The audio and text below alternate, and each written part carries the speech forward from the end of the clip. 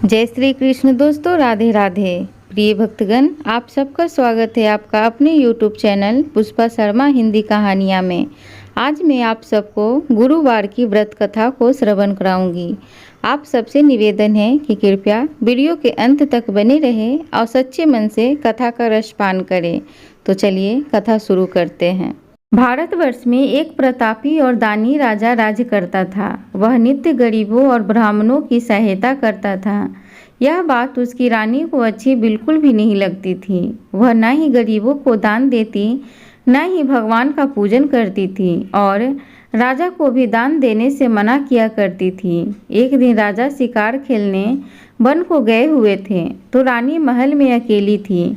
उसी समय बृहस्पति देव साधु महाराज का भेष में राजा के महल में भिक्षा के लिए गए और भिक्षा मांगी। रानी ने भिक्षा देने से इनकार किया और कहा, हे साधु महाराज, मैं तो दान पुण्य से तंग आ गई हूँ। मेरा पति सारा धन लुटाते रहते हैं। मेरी इच्छा है कि हमारा समस्त धन नष्ट हो जाए, फिर न रहेगा बांस न बजेगी बांसुरी। साधु ने कहा, देवी तुम तो बड़ी ही विचित्र हो। धन संतान तो सभी को अच्छे लगते हैं। पुत्र और लक्ष्मी तो पापी के घर भी होने चाहिए।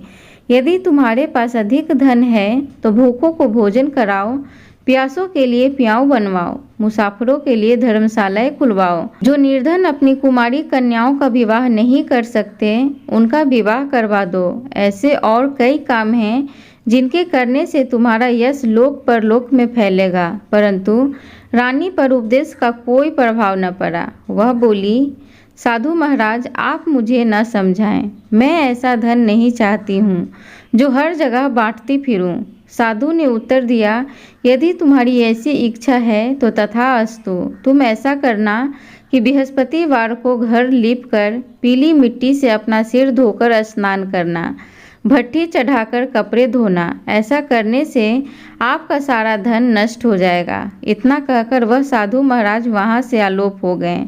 साधुओं के अनुसार कई बातों को पूरा करते हुए रानी को केवल 3 बृहस्पतिवार ही बीते थे कि उसके समस्त धन नष्ट हो गए। भोजन के लिए राजा का परिवार तरसने लगा। तब एक दिन राजा ने रानी से बोला कि हे रानी, तुम यहीं रहो, मैं दूसरे देश को जाता हूँ, क्योंकि यहाँ पर सभी लोग मुझे जानते हैं, इसलिए मैं कोई छोटा कार्य नहीं कर सकता। ऐसा कहकर राजा परदेश चल गया। वहाँ वह जंगल से लकड़ी काट कर लाता और शहर में बेचता। इस तरह वह अपना जीवन व्यतीत करने लगा। इधर राजा के प्रदेश जाते ही रानी और दासी बड़ी ही दुखी रहने लगी।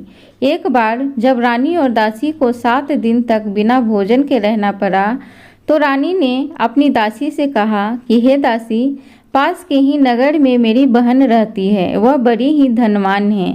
तू उसके पास जा और कुछ ले आ ताकि थोड़ी बहुत गुजर बसर हो जाए। दासी रानी की बहन के पास गई। उस दिन गुरुवार था और रानी की बहन उस समय बृहस्पतिवार की कथा को श्रवण कर रही थी। दासी ने रानी की बहन को अपनी रानी का संदेश दिया, लेकिन रानी की बड़ी बहन ने कोई उत्तर नहीं दिया। जब दासी को रानी की बहन से कोई उत्तर नहीं मिला तो वह बहुत दुखी हुई और उसे क्रोध भी आया। दासी ने वापस आकर रानी को सारी बात बता दी।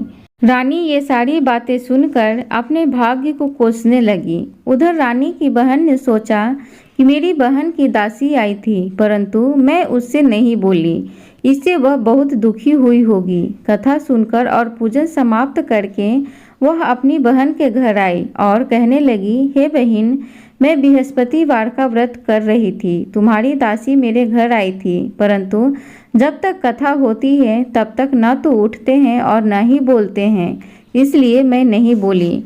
कहो दासी, क्यों आई थी? रानी बोली, बहन, तुमसे क्या छिपाऊं, हमारे घर में खाने तक को अनाज नहीं था। ऐसा कहते कहते रानी की आंखें भर आईं। उसने दासी समेत पिछले 7 दिनों से भूखे रहने तक की बात अपनी बहन को विस्तार पूर्वक सुना दी। रानी की बहन बोली, देखो बहन, भगवान बृहस्पति देव सबकी मनोकामनाओं को पूर्ण करते हैं। देखो, शायद तुम्हारे घर में अनाज रखा हो, पहले तो रानी को विश्वास नहीं हुआ, पर बहन के आग्रह करने पर उसने अपनी दासी को अंदर भेजा तो उसमें सचमुच अनाज से भरा एक घड़ा मिल गया। यह देखकर दासी को बड़ी ही हैरानी हुई। दासी रानी से कहने लगी, हे रानी, जब हमको भोजन नहीं मिलता तो हम व्रत ही तो करते हैं, इसलिए क्यों ना इनसे व्रत और कथा की विधि पूछ ली जाए ताकि हम भी व्रत कर सकें। तब रानी ने अपनी बहन से बृहस्पतिवार व्रत के बारे में पूछा। उसकी बहन ने बताया, बृहस्पतिवार के व्रत में चने की दाल और मुनक्का से विष्णु भगवान का केले की जड़ में पूजन करें तथा दीपक जलाएं, व्रत कथा सुने और पीला भोजन ही करें। इससे बृहस्पति देव प्रसन्न होते हैं। व्रत के पूजन विधि बताकर रानी की बहन अपने घर लौट गई। 7 दिन बाद जब गुरुवार आया तो रानी और दासी ने व्रत रखा। घुड़साल से जाकर चना और गुड़ ले आई, फिर उससे केले की जड़ तथा विष्णु भगवान का पूजन किया। अब पीला भोजन कहाँ से आए, इस बात को लेकर दोनों बहुत ही दुखी थे। चूँकि उन्होंने व्रत रखा था, इसलिए बृहस्पति देव उनसे बड़ी ही प्रसन्न थे। इसलिए वे एक साधारण व्यक्ति का रूप धारण करके 2 थालों में सुंदर पीला भोजन दासी को दे गए। भोजन पाकर दासी बहुत प्रसन्न हुई, फिर रानी के साथ मिलकर भोजन ग्रहण किया। उसके बाद वे सभी गुरुदेव को व्रत और पूजन करने लगी। बृहस्पति भगवान की कृपा से उसके पास फिर से धन संपत्ति आ गई, परंतु रानी फिर से पहले की तरह आलस्य करने लगी। तब दासी बोली, देखो रानी, तुमने पहले भी इसी प्रकार आलस्य करती थी। तुम्हें धन रखने में कष्ट होता था, इसी कारण सभी धन नष्ट हो गया, और अब जब भगवान बृहस्पति देव की कृपा से धन मिला है तो तुम्हें फिर से आलस्य होता है। रानी को समझाते हुए दासी कहती है कि बड़ी मुसीबतों के बाद हमने यह धन पाया है, इसलिए हमें दान पुण्य करना चाहिए, भूखे मनुष्यों को भोजन कराना चाहिए और धन को शुभ कार्यों में खर्च करना चाहिए। इससे तुम्हारे कुल का यश बढ़ेगा, स्वर्ग की प्राप्ति होगी और पितृ प्रसन्न होंगे। दासी की यह बात मानकर रानी अपना धन शुभ कार्यों में खर्च करने लगी, जिससे पूरे नगर में उसका यश फैलने लगा।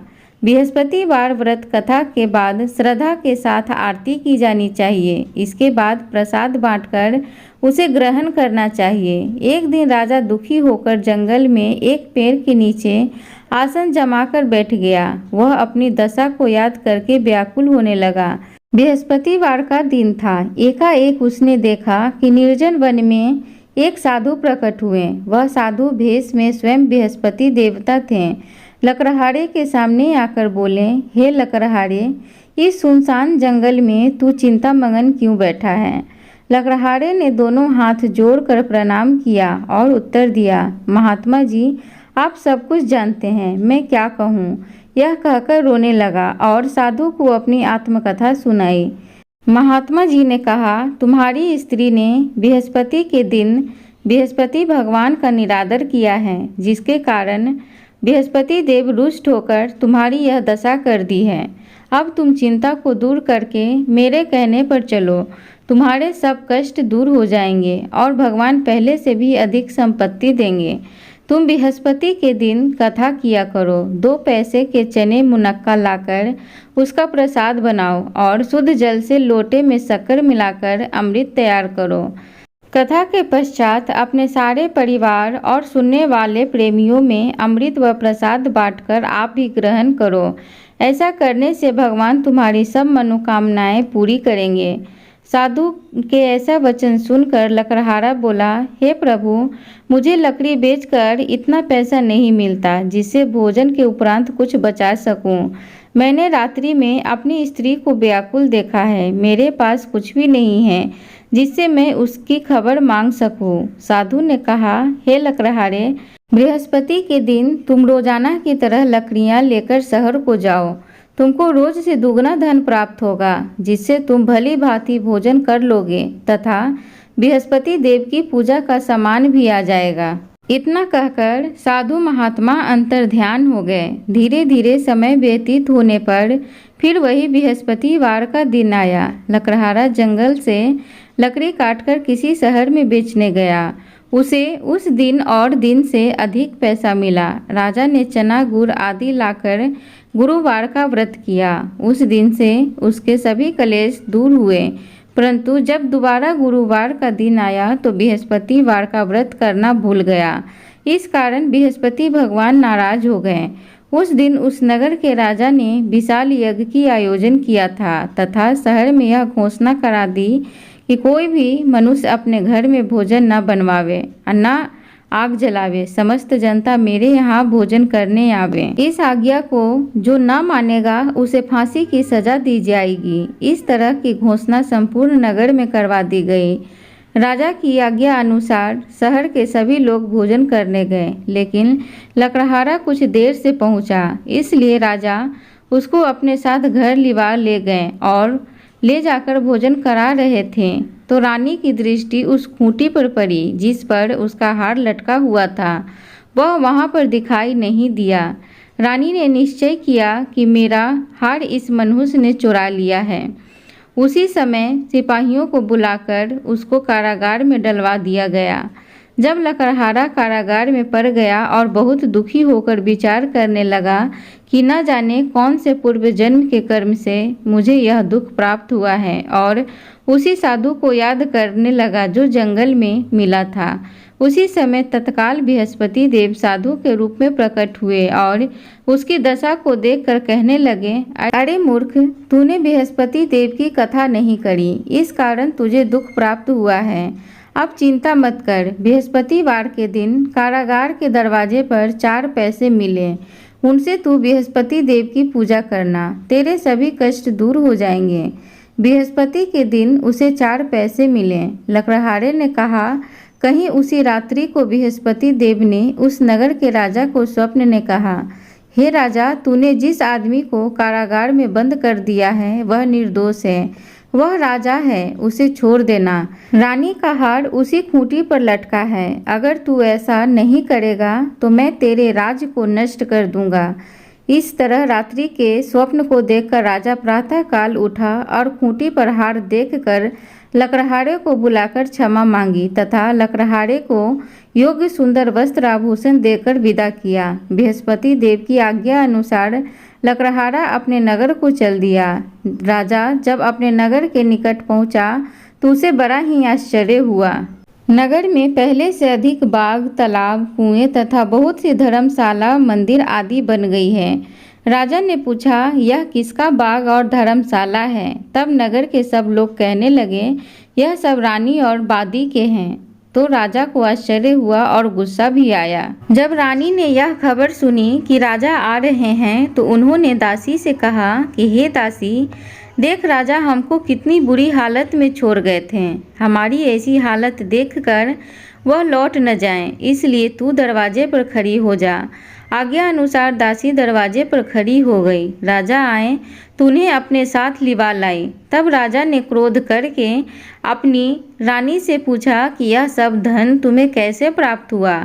तब उन्होंने कहा, हमें यह सब धन बृहस्पति देव के इस व्रत के प्रभाव से प्राप्त हुआ है। राजा ने निश्चय किया कि 7 रोज बाद तो सभी बृहस्पति देव का पूजन करते हैं, परंतु मैं दिन में 3 बार कहानी कहूँगा तथा रोज व्रत किया करूँगा।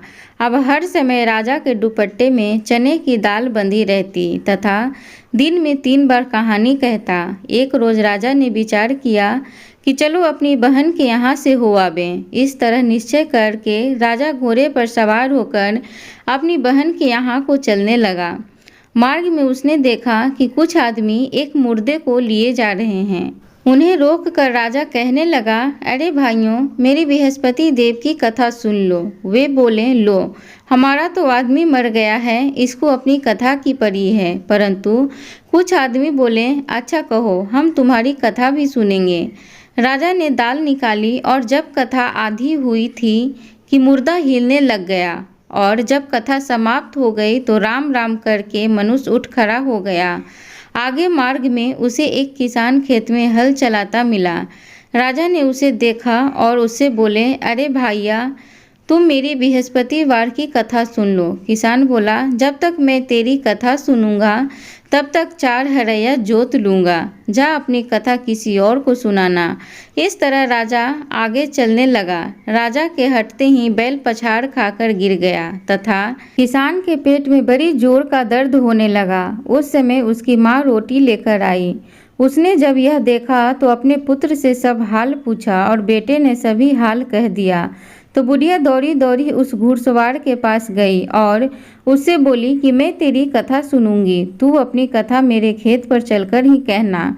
राजा ने बुढ़िया के खेत पर जाकर कथा कही, जिसके सुनते ही वह बैल उठ खड़ा हुआ तथा किसान के पेट का दर्द भी बंद हो गया। राजा अपनी बहन के घर पहुंचा। बहन ने भाई की खूब मेहमानी की। दूसरे रोज प्रातःकाल राजा जगा तो वह देखने लगा कि सब लोग भोजन कर रहे हैं। राजा ने अपनी बहन से कहा, ऐसा कोई मनुष्य है जिसने भोजन नहीं किया हो, मेरी बृहस्पतिवार की कथा सुन ले। बहन बोली, हे भैया, यह देश ऐसा ही है, पहले लोग यहाँ भोजन करते हैं, बाद में अन्य काम करते हैं। अगर कोई पड़ोस में है तो देखाऊं। वह ऐसा कहकर देखने चली गई, परंतु उसे कोई ऐसा व्यक्ति नहीं मिला जिसने भोजन न किया हो। अतः वह एक कुम्हार के घर गई जिसका लड़का बीमार था। उसे मालूम हुआ कि उनके यहाँ 3 रोज से किसी ने भोजन नहीं किया है। रानी ने अपने भाई की कथा सुनने के लिए कुम्हार से कहा। वह तैयार हो गया। राजा ने जाकर बृहस्पतिवार की कथा कही, जिसको सुनकर उसका लड़का ठीक हो गया। अब तो राजा की प्रशंसा होने लगी। एक रोज राजा ने अपनी बहन से कहा कि हे बहन, हम अपने घर को जाएंगे, तुम भी तैयार हो जाओ। राजा की बहन ने अपनी सास से कहा। सास ने कहा, हाँ चली जा, परंतु अपने लड़के को मत ले जाना, क्योंकि तेरे भाई की कोई औलाद नहीं है। बहन ने अपने भैया से कहा, हे भैया, मैं तो चलूंगी, पर कोई बालक नहीं जाएगा। राजा बोला, जब कोई बालक ही नहीं चलेगा तब तुम ही क्या करोगी। बड़े दुखी मन से राजा अपने नगर को लौट आया। राजा ने अपनी रानी से कहा, हम निर्वंशी हैं, हमारा मुंह देखने का धर्म नहीं है और कुछ भोजन आदि नहीं किया। रानी बोली, हे प्रभु, बृहस्पति देव ने हमें सब कुछ दिया है, वह हमें औलाद अवश्य देंगे। उसी रात को बृहस्पति देव ने राजा के स्वप्न में कहा, हे राजा, उठ, सभी सोच त्याग दे, तेरी रानी गर्भ से है। राजा यह बात सुनकर बड़ी ही खुश हुआ। 9वें महीने में रानी के गर्भ से एक सुंदर पुत्र पैदा हुआ। तब राजा बोला, हे रानी, स्त्री बिना भोजन के रह सकती है, पर बिना कुछ कहे नहीं रह सकती। जब मेरी बहन आएगी तो तुम उससे कुछ मत कहना। रानी यह सुनकर हाँ तो कह दिया। जब राजा की बहन यह शुभ समाचार सुनकर आई तो वह बहुत खुश हुई तथा बधाई लेकर अपने भाई के घर आई। तभी रानी ने कहा, घोड़ा चढ़कर तो आई नहीं, गधा चढ़ी आई।